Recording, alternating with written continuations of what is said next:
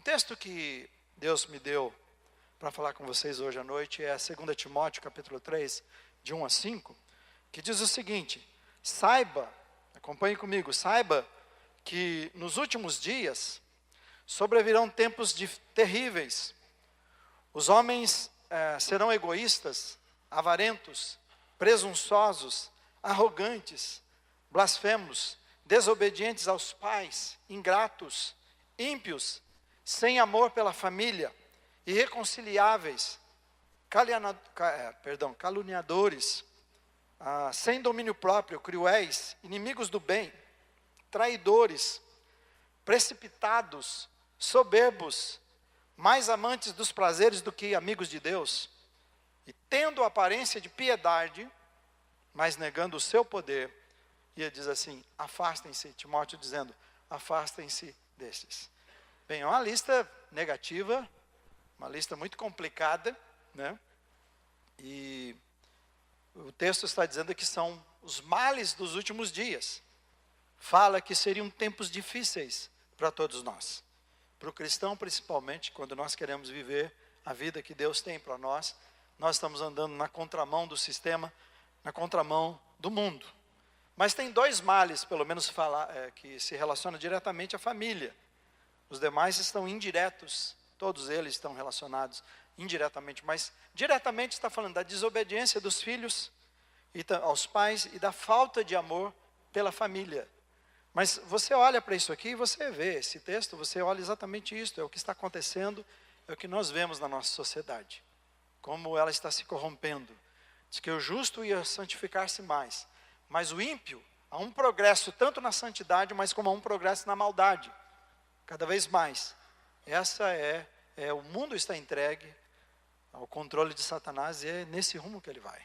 Por isso que está dizendo, por isso que nós estamos vendo os dias que estamos vendo, e Paulo então fala sobre o futuro, dizendo, olha, nos últimos dias serão assim. E agora quando ataca o núcleo da sociedade, aquilo que mantém a sociedade em pé, que é a base, que é o alicerce, então sustentador, né, da sociedade, que é a família, então o restante, se isso cai, o restante rui também. E tudo vem abaixo. Por isso o ataque de Satanás, a primeira coisa que ele faz é destruir o primeiro lar, a primeira família, o primeiro ambiente que ele destrói. Lá quando Deus cria tudo perfeito, é o primeiro lugar que ele entra e já destrói a família, e você sabe toda a tragédia que nós vivemos. E a partir daquilo. Então ele está dizendo que esses tempos serão difíceis, e eu espero que você e eu vivamos a nossa vida como cristãos lembrando disto, que a gente esteja alerta na nossa fé, não com medo, não devemos viver com medo, mas nós devemos viver em alerta e viver em oração, vigiar e orar, que a palavra de Deus diz, porque os dias seriam maus para nós enfrentarmos e vencermos. E o que eu vou falar com vocês é apenas pincelar, né, porque cada ponto que eu citar aqui dá um sermão, mas eu somente vou dar pinceladas rápidas. São pensamentos que vieram ao meu coração enquanto estava refletindo sobre a família, olhando para a minha experiência, olhando para a sociedade em geral. Então, somente algumas coisas que eu quero dizer rapidamente, e depois vou focar um pouquinho mais no final de qual é a saída para isto. Então, mas se você vive alguma dessas situações que eu vou citar, você fala, nossa, o que o pastor está dizendo, então essa igreja não é o meu lugar. Não, por favor. Se você estiver vivendo alguma situação dessa, tudo tem saída. Nós estamos falando do projeto de Deus. Então, minha fala não é uma crítica ao que você está vivendo. Minha fala é para dizer que existe um projeto de vida para você, que vai além disso que você está vivendo, que o mundo ensinou e que você está contaminado e eu estamos, todos estamos.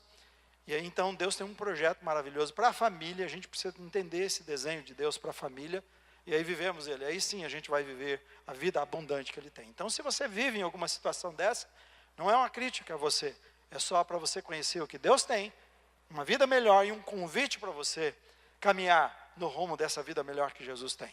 Então a primeira ameaça que eu alisto aqui é a união livre. O que é a união livre? Eu acho interessante chamar desta forma. São casais que vivem juntos. Como é que pode ter uma união livre? É a união sem compromisso. Vivem juntos, mas não se casam.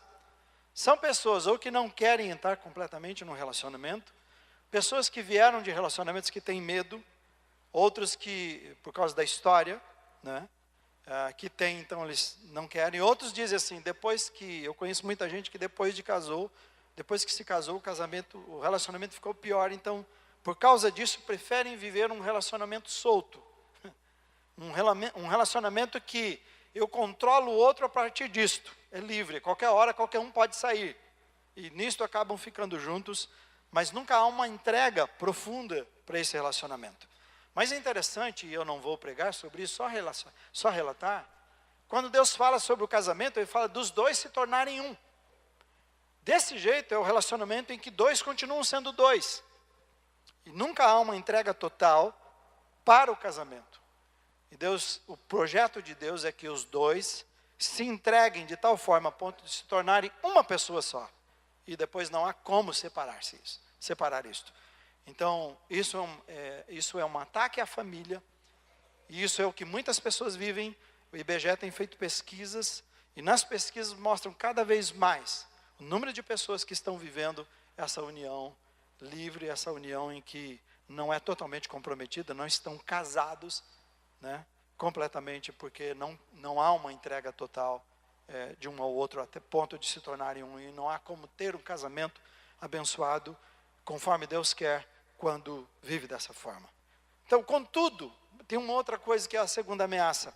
Tem aqueles que se casam, mas se casam, e a segunda ameaça é a facilidade de divórcio.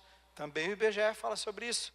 Como tem aumentado nos últimos anos, ele fez várias pesquisas, e eu lembro de uma de 2010, depois eu acho que outra em 2012, não sei se tem uma outra, e como vem crescendo o número de divórcios.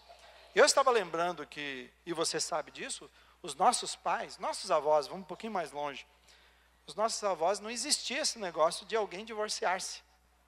Você podia até ouvir de uma pessoa que foi infeliz a vida toda, você não via tanta felicidade, mas aquela pessoa sabia que nunca iria separar-se do outro, porque não existia essa possibilidade.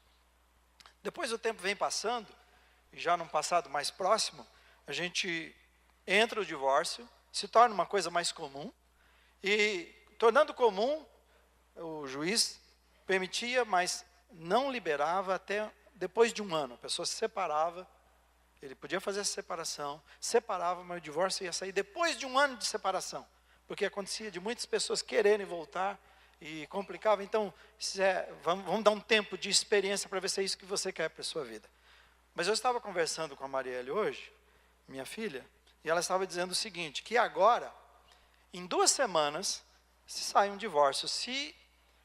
E isso aqui não é conselho para você, isso aqui é alerta, pelo amor de Deus. Porque o que constrói, desconstrói também, né?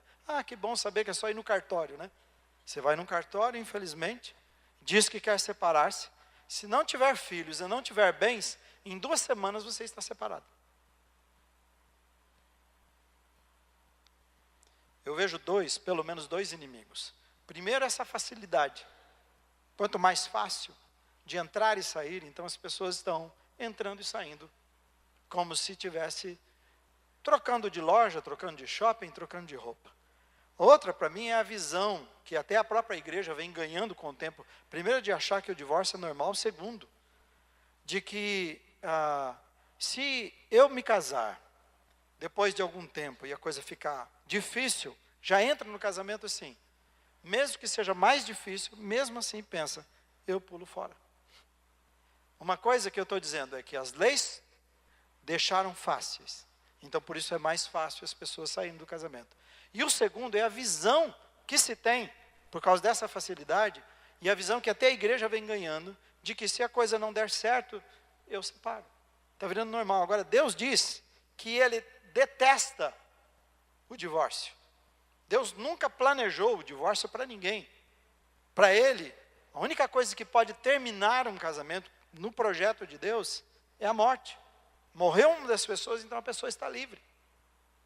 Mas, infelizmente, essa facilidade do divórcio e a visão que se tem, então tem levado as pessoas e isso tem ameaçado a família tem, por isso você vai ver outros, mais à frente, modelos de famílias que têm acontecido por causa de tantos divórcios, também. Outra coisa, uma outra ameaça do casamento é o estilo de vida atual. o estilo de vida no passado era muito diferente e era muito melhor. Havia controle, era rural, então nós vivemos na cidade, nós corremos demais, nós precisamos cada vez mais de dinheiro, então nós temos cada vez menos tempo. Temos muitas atividades, talvez possibilidades, mas cada vez a vida se torna pior do que era. Inclusive a mulher trabalhando também. E eu não estou contra a mulher trabalhar, eu só estou dizendo o que acontece, como a vida mudou. Então a vida tem mudado muito, o estilo de vida. E o que acontece? Uma das coisas que Tim LaHaye, que fala sobre casais há muito tempo, ele e a sua esposa, Tim e Beverly, eles estavam dizendo sobre que por causa disso o homem está passando, é natural o homem, está trabalhando e ele trabalha também com outras mulheres.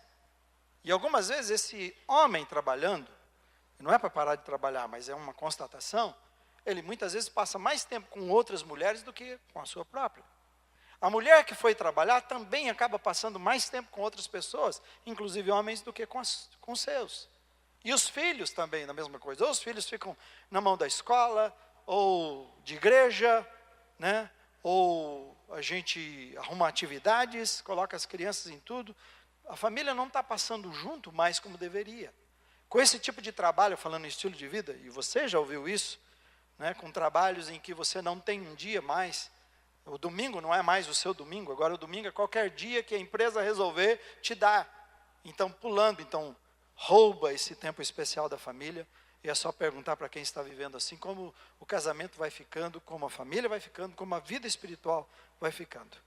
Então, nós vamos fazendo isso com todos, e isso vai acontecendo com todos. Estou dizendo, marido, esposa e filhos, vivendo mais com outros do que com a própria família. Então, esse estilo de vida, ele é muito louco. Tirou a vida simples que nós tínhamos e vida saudável. Então eu queria dizer para você o seguinte, esse mundo e esse sistema vai forçar você e eu cada vez mais a vivermos um estilo de vida complicado, em que Deus e a família sempre vão ser deixados de lado. Então se você quiser viver bem com Deus e a família, você tem que agarrar fortemente nos princípios e valores espirituais e conhecer o projeto de Deus, e fincar o seu pé e estacas e dizer, eu não vou ceder a essas coisas. Eu vou orar e vou lutar para fazer mudanças necessárias para que eu viva o estilo de vida que Deus planejou para mim, e não esse estilo de vida doido em que o mundo está nos levando cada vez mais. A quarta ameaça à família é a desconfiguração, eu estou colocando assim, do modelo original de família. Mudou a configuração. Ela desfigurou-se também. A família já não é mais o que nós, como Deus criou. Deus diz assim, lá no início, na origem, ele diz assim, criou Deus o homem e a mulher, e não bastasse, ele disse, macho e fêmea os criou, se alguém não entender. Isso é o lar. É assim que se constitui uma família. E ele disse, multiplicai-vos. É assim que vive uma família. O grande problema, e eu estou pensando agora na homossexualidade, que estão chamando de família também, pessoas que estão vivendo assim. E aí uma coisa para você não ficar preocupado, eu não sou contra, e eu não sou a favor de ninguém, desfazer de ninguém. Nossa igreja não prega isso, mas é bom ser claro. Democracia é o seguinte, eles têm o direito de viver do jeito que querem, e eu como cristão tenho o direito de falar e crer e viver a minha vida do jeito que eu acho que é certo. Isso é democracia. Então ninguém pode impor uma coisa sobre ninguém. Mas o modelo de família, então cada um vive como quer. Mas o modelo de Deus, cada pai e cada mãe, desde a fundação do mundo, olha esperando o seguinte, vai nascer. E quando nasce, o que foi? Foi menino ou menina? O que nasceu? Se nasceu um menino, então nós temos a roupa, nós temos os brinquedos próprios que fazemos, e isso não é imposição da sociedade. É assim. A criança, o menino tem informações no seu DNA e tudo é diferente. E a menina também é diferente. A menina nasce, você não precisa falar nada, você vai ver a menina com a sua doçura, com a sua singeleza, né? Seu jeitinho, meigo, seu jeito de ver a vida. O menino vai ver de um jeito diferente e vão crescer também especial. Então o que o pai e mãe esperou sempre foi isso. Ninguém esperou, vai nascer algo e vamos esperar para ver no que se transforma. Não é assim. Então isso é muito sério. E se você não se posicionar, se você não ensinar, se você não viver uma vida e você não disser o que você acredita, mas não é sair jogando pedra, Não é sair brigando, não é sair gritando, não, é só dizer, essa é a minha posição, respeito a sua, respeite quem eu sou e o que eu acredito. Todos têm que respeitar a todos, é assim que tem que ser. Deus não errou. Ninguém vai nascer em corpo errado, Deus não errou quando fez, quando nos criou. Deus é perfeito demais. Vai nascer menina, vai nascer homem, e vamos crescer como nós somos aqui. Qual é o nosso medo? Por que nós nos calamos? Por que nos assustamos? Porque tem gente gritando demais. Então, essa configuração que estão tendo e essas mudanças que estão dizendo que é família, não é família. A família de Deus é a única que tem. Vamos respeitar, estamos num país que está assim, mas nós vamos ser modelos de família que Deus planejou que sejamos. E a coisa é tão séria, né? Como isso está se desfigurando e desconfigurando, que você vê filhos criados em ambientes tão complicados, porque tem filhos que passaram por 2, 3 padrastos, madrastas, e eu não estou contra padrasto e madrasta. Muitas vezes é a saída e é o socorro que tem para uma família. Mas o problema é que quantas coisas vêm acontecendo por causa disso. Quebramos lá atrás. Divórcio à vontade, ou relacionamentos junto com mais um e com mais outro, e vai indo. Isso é proibido? Não é proibido ter padrasto, mas esse não é o modelo de Deus. Não é assim, então. Se tem padrasto, seja um bom padrasto, seja uma boa madrasta, nenhum problema. Eu tenho uma excelente, não é essa a questão. O que eu estou dizendo é que o modelo de Deus é diferente, e nós não podemos colocar isso como modelo e viver a nossa vida assim. Famílias, então, que tem vários pais, várias mães, meio irmão, meia irmã, meio tio, meio sobrinho, meia avó, meio, sabe, tantas coisas. E quando Deus quer que marido e mulher, se não se separassem e seguissem o modelo de Deus, nós não precisávamos ter tantas famílias sofrendo, tantos filhos sofrendo como sofrem hoje em dia. E diz que pesquisas têm mostrado que se você vai ver alguém que está envolvido em homossexualismo, ele veio de um lar que foi abusado e de muito sofrimento. Essa é a grande questão. Então, nós vamos fazer de conta que não existe, ou vamos lutar pelas famílias e a nossa família ser um modelo e não ter medo de viver a família de Deus. Quinta ameaça, o acesso à pornografia, hoje. Eu lembro que na minha infância, nunca eu conseguiria comprar uma revista. Ninguém compraria, né? Que o que tinha era via revista, né? Depois, mesmo como jovem, tinha que ter idade, essas coisas todas. Mas hoje, seu filho na sua casa com 5 anos, se ele estiver acessando a internet, do celular, ele pode fazer isso. Seja do computador, seja pelo celular, pela internet, televisão. Então, e a questão é, quem é que disse que acesso à pornografia, ou a sexo mais cedo, vai preparar alguém para o casamento? Não, hoje a gente não tem tabus. A gente conversa sobre tudo com os nossos filhos, eles são livres. Deixa eu dizer uma coisa. Quem entrar no tempo, antes do tempo, em pornografia nunca, mas quem tiver acesso à pornografia, quem tiver acesso à sexualidade, a questões sexuais cedo demais, vai sofrer no casamento, porque nada depois, no casamento, vai saciar. Isso é pesquisa. Vai satisfazer essa pessoa, ela vai precisar de mais coisas e mais coisas e mais coisas. O casamento não será suficiente. O projeto original de Deus sempre é o projeto. Então é muito sério, pai e mãe, você precisa cuidar disto, do que você vê, do que seus filhos veem. Sexta ameaça, então tudo está aberto o tempo todo, o acesso é muito livre e nós temos que cuidar. Sexta ameaça, muita atividade hoje, pouca espiritualidade das famílias. Estava pensando, nós pensamos em escola particular, natação, esportes, outras línguas, né? Tudo que nós pudermos ensinar para os nossos filhos. Mas o que os nossos filhos precisam, acima de tudo, é ver a nossa vida de oração, a nossa vida de leitura bíblica, nossa vida de meditação na palavra, a nossa obediência a Deus, primeiro, acima de tudo. E nós pensamos em pagar, em gastar e oferecer tantas coisas, e não percebemos que os nossos filhos precisam ver isso na nossa vida, no nosso dia a dia, porque não tem escola, não tem nada particular, não tem nada tão alto que substitua os valores que essa criança, esse filho vai receber do lar, dos seus pais. Então a minha palavra para você é, Deixe os seus filhos saberem que vocês são homens e mulheres de Deus. Todos os dias precisa haver leitura bíblica nessa casa. Esse filho tem que crescer vendo isto. Todos os dias precisa haver oração nessa casa. Todos os dias precisa se orar com as crianças e os filhos. Se nós queremos realmente construir uma família forte, uma igreja forte, uma sociedade forte. Enquanto eu estava na semana passada, na outra semana em Campinas, Deltan, o Delanhol, né? Como é que é o sobrenome dele que eu esqueço lá? Mas o Deltan, aquele que está envolvido com a Lava Jato, ele é de uma igreja evangélica em Curitiba. E ele estava dizendo o seguinte, o pastor dele, que falou que é um jovem, mais novo que ele ainda, está dizendo que a igreja mudou toda a educação infantil por causa dele. Porque eles querem mais homens como esse, crianças que cresçam e que sejam comprometidas, que pode mudar um país. Ele, Moro e outras pessoas, mas estamos falando especialmente dele, que é um cristão.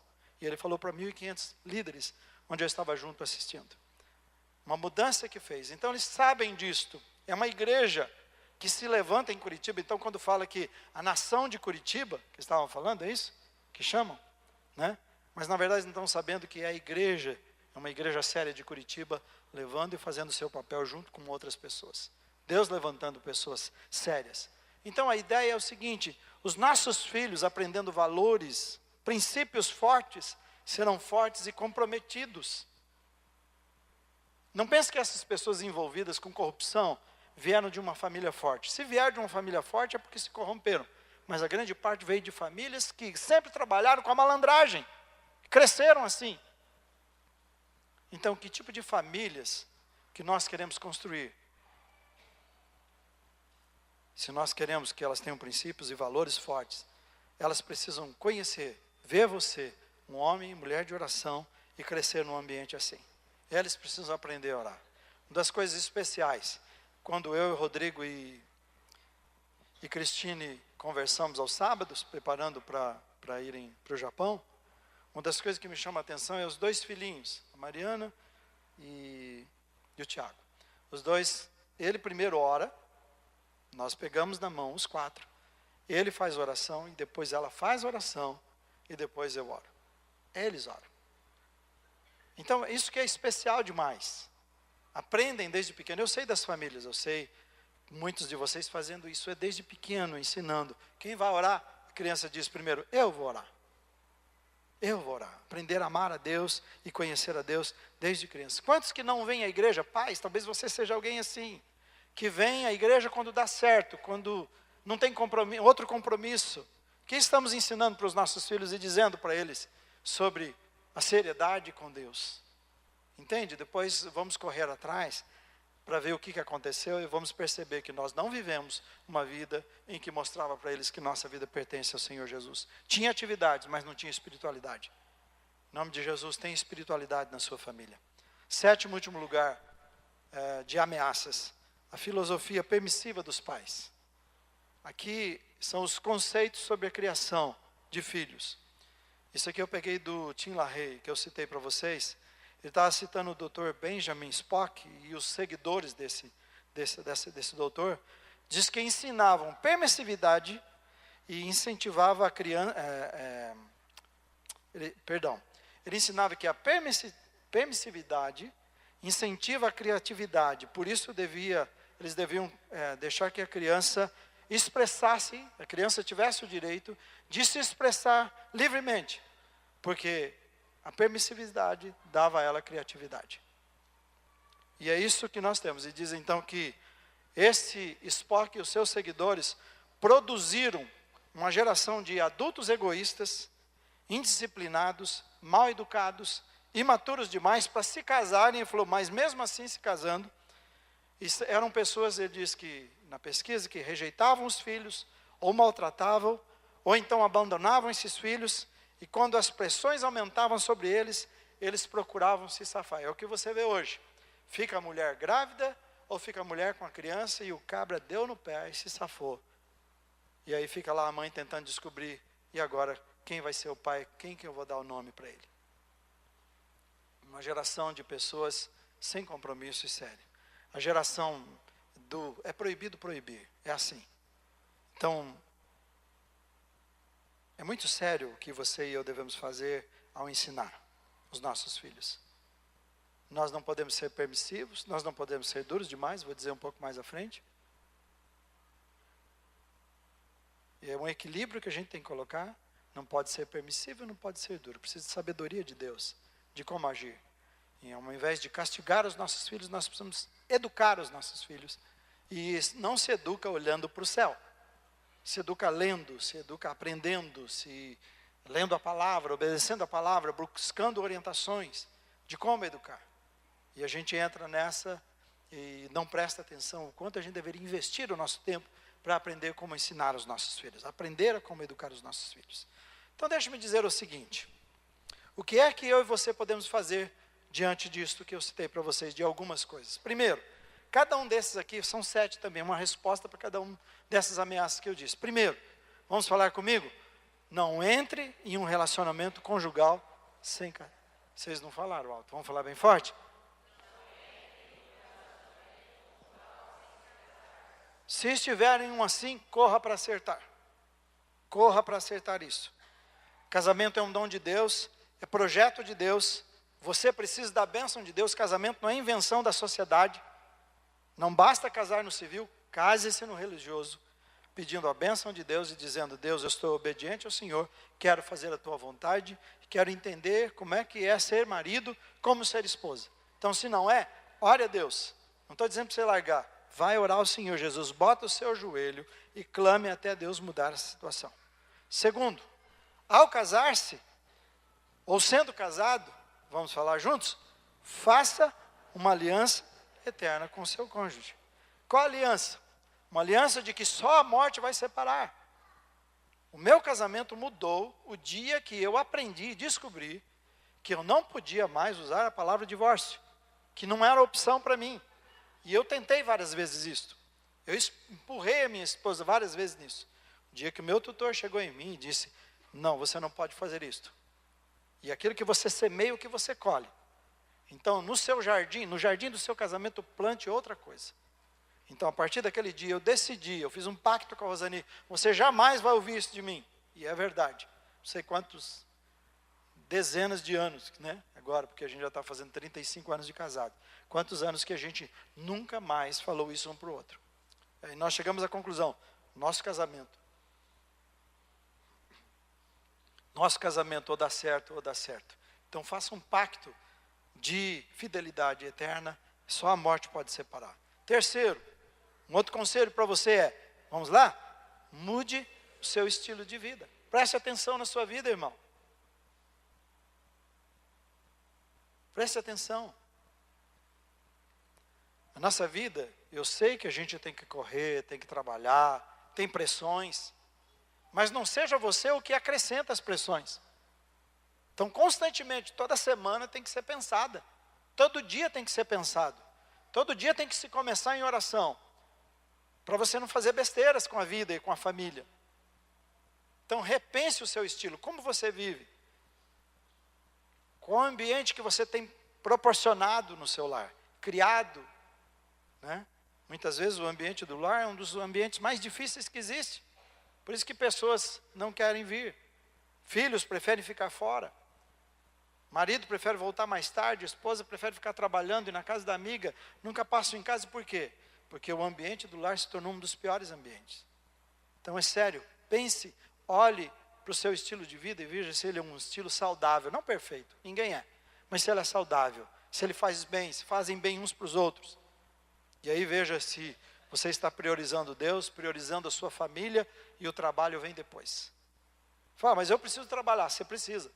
Mas se você perder, veja quanto custa o jeito que você trabalha. Não estou dizendo de não trabalhar, o jeito que você vive. Se você perder a saúde, perder a sua espiritualidade, perder a sua família, para que trabalhar, querido? Desse jeito, pense sobre isso. Quarto lugar, fale comigo. Viva fielmente o desenho de família. Qual é o desenho? O desenho planejado por Deus. Há um desenho dele. Achei interessante o seguinte. Vocês sabem de quem eu vou dizer. Roseni e eu fomos ao Walmart em Londrina. E nossa netinha disse assim: nós estávamos procurando alguma coisa e ela encontrou lá pôneis. E tinham várias caixas. Tinha caixa que havia a fêmea com os filhotes e havia o macho com os filhotes. Nem eu vi isso, eu não percebi, eu vi brinquedos. E ela já viu aquele. Então eu peguei a caixa e ela queria outra também. Eu falei, não, o vovô vai levar um só, inclusive não era tão baratinho. Vovô, escolhe, qual desse? Então eu quero esse. Que vinha a fêmea com os filhotes. Adivinha o que ela está pedindo o tempo todo para nós? Está faltando o pai. Está faltando o pai. Só tem a mãe e os filhotes, está faltando o pai. Quem falou isso para ela? Quem disse isso para ela? O modelo familiar que nós vivemos. O jeito que nós vivemos no dia a dia, nós estamos mostrando. O que é ser pai, o que é ser mãe, o que é ser filho. Esse é o projeto original de Deus. Amém, irmãos? Amém, irmãos? Cuide, é muito sério. Vá para o desenho da Bíblia. Vá para a palavra de Deus. Aprenda a ser o marido que tem que ser. Aprenda a ser a esposa que tem que ser. E crie um lar na vontade de Deus, do jeito de Deus. E os seus filhos, você não vai ter que explicar quem é homem e quem é mulher para eles. Quinto lugar, cuidado com o que você e os seus filhos estão vendo. Vamos falar juntos? Cuidado. Você toma esse cuidado? Você sabe que tem casamento que tem terminado porque o marido bota a senha no seu celular, meu celular não tem. Tem várias maneiras de você entrar nele, difíceis inclusive, esse novo que eu ganhei. Mas minha mulher sempre, como eu acabei de ganhar, ela não tem agora. Mas ela sempre tem acesso a tudo. A tudo. Marido que não deixa acesso para a esposa que não deixa acesso para o marido. A gente não precisa ficar olhando. Mas quem vive botando senha para tudo, nessas coisas, você tem algo para esconder? Conversa com outras mulheres, com outras pessoas. Qualquer conversa que a sua esposa não possa ver, você não deve ter. Qualquer conversa que o seu marido, a menos que seja alguma coisa particular do trabalho, séria, que tem a ver com coisas éticas, isso é outra coisa. Fora isto, mas você não vai trazer para casa, no seu celular, né? Fora isto, a gente tinha que tomar todo o cuidado, porque muitos casamentos estão terminando assim, por causa de um celular, de uma mensagem que se mandou, se recebeu, por uma conversa mal falada, ou por conversas que não deviam ter tido. Eu nunca imaginei que nós chegaríamos um tempo que as pessoas iam tirar foto nuas de si mesmas para mandar para outra pessoa olhando do outro lado. Sinceramente, não. Casado fazendo isso, solteiro fazendo isso. Agora as menininhas, adolescentes fazendo isso. Onde nós chegamos? Onde vamos chegar? O que acontece com as famílias? Cuidado, então. Assim como você não deixaria, alguém disse assim sobre a internet, você deixaria o seu filho andar numa noite escura, sem luz, apagada, né, sem luz, sozinho, próximo de um lugar perigoso da cidade? Você faria isso? Deixaria seu filho? Estão dizendo assim, as vias de internet são essas ruas escuras, perigosas, dentro de casa que nós deixamos nossos filhos navegarem, e muitas vezes piores do que deixar o nosso filho à beira de uma favela, num lugar de tráfico dos piores que existe. Nada contra a favela, ao tráfico sim. Entende? Sexto lugar, vamos falar juntos? Crie um ambiente espiritual na sua casa. O que é criar um ambiente espiritual? É o seu filho, aquilo que eu disse antes, e filha, todos perceberem que vocês servem ao Senhor, que vocês não fazem nada sem buscar ao Senhor. Os filhos aprenderem a orar a Deus, desde pequeno, a pedir. Nós fomos almoçar no Álvaro ontem, e aí a Alexandra disse assim, porque nasceu Augusto, né? O segundo filho, poucos dias. Então agora que a gente pôde ir lá, depois do hospital, e a Alexandra estava falando assim pro Toninho, Toninho, agradece ao Senhor que ouviu a sua oração. Ele tinha ganhado um presente que a gente tinha levado para ele. E era o que ele tinha pedido, que ele estava pedindo. E eles estavam falando, ora ao Senhor, pede para ele em oração. Aí ele então orou agradecendo a Deus, porque deu o presente para ele. Tá certo que ele já fez uma lista para nós, já, uma outra, né? Mas imagina se você ensinar o seu filho assim a orar. Ah, eu quero tal coisa. Começa a orar, vamos orar juntos. E depois que Deus responde, não entrega assim. Chega lá, Deus respondeu a oração, vamos agradecer Ele, agora está aqui. Ambiente em que a criança não vai dormir sem fazer oração, sem aprender a orar, que ela adore orar. A Sophie, quando terminar o culto, ela e a Laís fazem a gente sentar ali, para as duas ficarem fazendo a apresentação para nós aqui. Aqui, as duas têm que vir aqui fazer a apresentação, e olha se a gente não sentar ali para assistir. O que você acha que eles estão fazendo? Entende? Um ambiente, em casa aqui. Então crie um ambiente saudável, gostoso na sua casa, que todos possam perceber a presença de Deus, mais do que brigas, discussões, não é que não devam ter, elas podem ter. Chegue sempre ao final disto, bem, em oração, adorando a Deus. Faça do seu lar um lugar de adoração ao Senhor. Não é a igreja o lugar de adorar, irmãos. A dificuldade de adorar a Deus na igreja é porque a nossa vida não é adoração. Porque o nosso lar não é um lugar de adoração. Porque se a nossa vida for uma adoração, na igreja não vai ser difícil nós adorarmos. Amém? Por último, o que eu quero dizer é: seja firme sem ser duro. A Bíblia diz que os pais não deveriam provocar a ira nos filhos. A gente tem que ser bem firme no que quer, explicar claramente para os filhos e não demover daquilo. Mas dureza é aquela aspereza, aquilo que quando a gente faz, que a gente não consegue comunicar bem, em vez de comunicar amor, a gente comunica ressentimento para os filhos. Então a gente tem que saber comunicar, aprender a comunicar. Você não vai fazer isso de jeito nenhum, mas eu amo você, e eu quero dizer por que você não vai, porque que o pai não quer que você faça isso, ou porque a mãe não quer.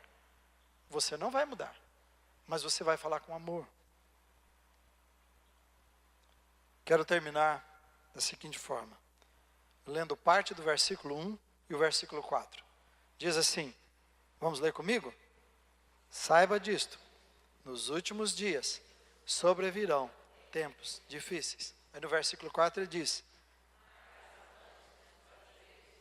está dizendo que as pessoas e os tempos difíceis seriam isso. As pessoas seriam mais amantes do prazeres do que amigos de Deus. Tendo aparência de piedade, mas negando o poder de Deus. E diz assim, afaste-se dele. Para vencermos as ameaças contra a família, há 3 coisas que esse versículo disse para mim, esses 2 versículos disseram. Primeiro, de quem é que nós queremos ser amigos? Nós temos que escolher. Amigos do mundo, amigos de Deus. Essa é a grande luta. Deus diz que não dá para servir a 2 senhores. Ou você agrada a Deus ou agrada o mundo. É uma escolha. E nós somos chamados, amem a Deus. Sobretudo, amem a Deus. Então é uma escolha. Quem vamos amar? A outra coisa é que nós não podemos viver uma vida cristã de aparência. Diz, tem aparência de que é piedoso, de que é espiritual. Mas é só aparência. Porque nega o poder, porque diz, não há transformação nenhuma, é só exterior. O estereótipo de crente, eu pareço crente, ando como crente, mas não sou. O poder de Deus não me transformou, não mudou a minha vida. O meu comportamento é um comportamento como o mundo vive do mesmo jeito. Então ele está dizendo assim, a nossa vida tem que ser uma vida comprometida com Deus, não de aparências espirituais, mas de vida comprometida com Deus. E a segunda parte, quando diz, não andem com esse, está dizendo para mim, escolha de que lado você vai ficar. Quem serão seus amigos? Com quem você vai andar? Esse é o cuidado que nós devemos ter se queremos viver uma vida, uma família livre dessas ameaças e vencendo esse mundo e sendo a família uma estrutura, sua família sendo uma estrutura tão forte que ela possa influenciar tantas pessoas, a sua família, seus filhos, sua esposa, você marido, filhos, influenciarem de tal forma a sua comunidade, os parentes seus, as pessoas que estão à sua volta, por causa dos princípios e dos valores que você segue. Que Jesus nos ajude a sermos uma família assim. Amém, irmãos? Uma família saudável, uma família que ama a Deus, uma família comprometida com Deus. Vamos ficar em pé. Quero orar com você.